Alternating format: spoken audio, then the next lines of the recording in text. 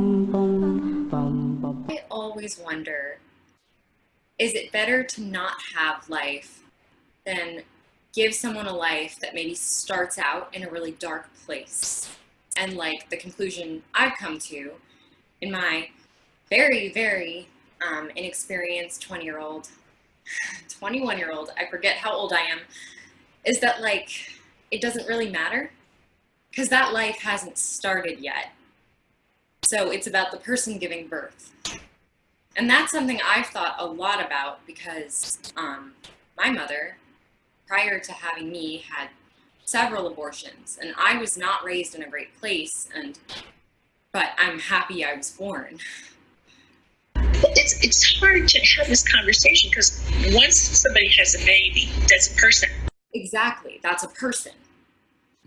Whether they should have or shouldn't have, here you go. There's a person. Now, I say that, I say, here's what you're looking at. If you decide to have a baby, you're bringing a new person into the world that is 100% dependent upon you for a long time. To me, if you cannot celebrate a new life, it's not appropriate to bring it to the place where it becomes a person. Was there ever a time you weren't sure you were doing the right thing?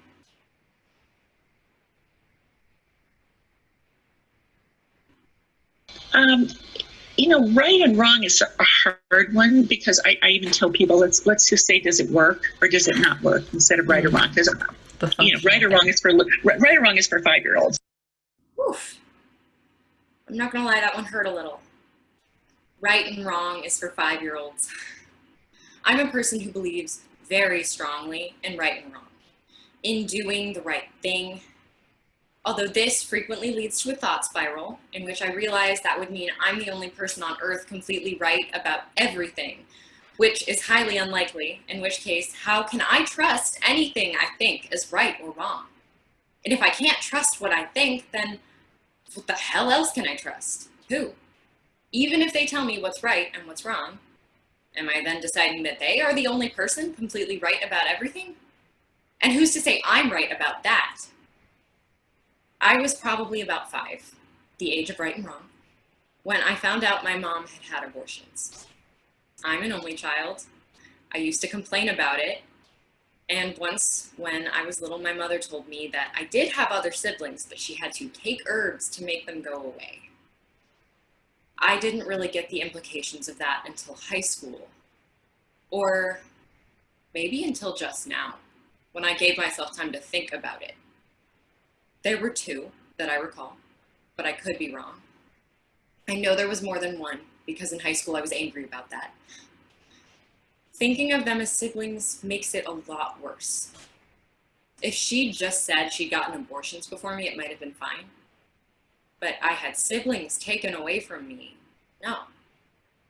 The word siblings sounds like people. It makes me wonder how close I was to being aborted. How fine the line was between my mother wanting me and not wanting me. Of course, I doubt even she suspected that a few decades later, I would be the one not wanting her, although not for the reasons you might think. I think she was right. To have abortions before me, I think it was the right choice. I can mourn the possibility of having siblings, but I never really had them, biologically speaking. I had a few bundles of cells that occupied a womb before me. A few possibilities, a few moments of crisis come and go before I came along. And then I came along, and my mother let me grow. And I am completely at a loss to say if that was right or wrong. My mother wasn't ready for the siblings she told me I had, and she wasn't ready for me. Mental health problems had a field day on that side of my family, and having a child didn't give her the time for healing, only the time to pass them on. Not that she was young when she had me, but she still had plenty to work through. I'm at a loss to say if it was right or wrong to have a child when you already have your own terrible childhood to unpack. The 5-year-old in me who remembers that neglect says it's wrong. Don't have a kid if you're not ready for one. Don't put them through that. But the part of me that has a cat, that has made my best friends laugh till they cried, that has eaten a mango, that has danced on point, says no.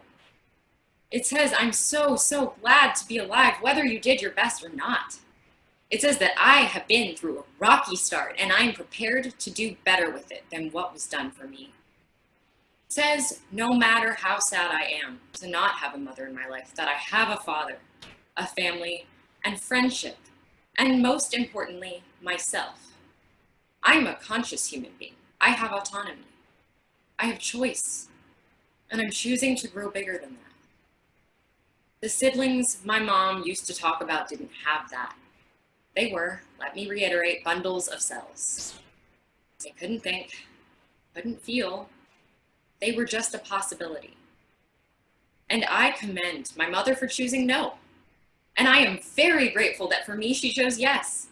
But if she hadn't, I wouldn't be here. I wouldn't know any better. Having an abortion is the same as shooting me. Abortion is not appropriate for you. I don't think my mom is a murderer. She's someone with a strong sense of self. If she killed me now, that would be murder. And you can bet your ass I would have some strong words for her in the afterlife.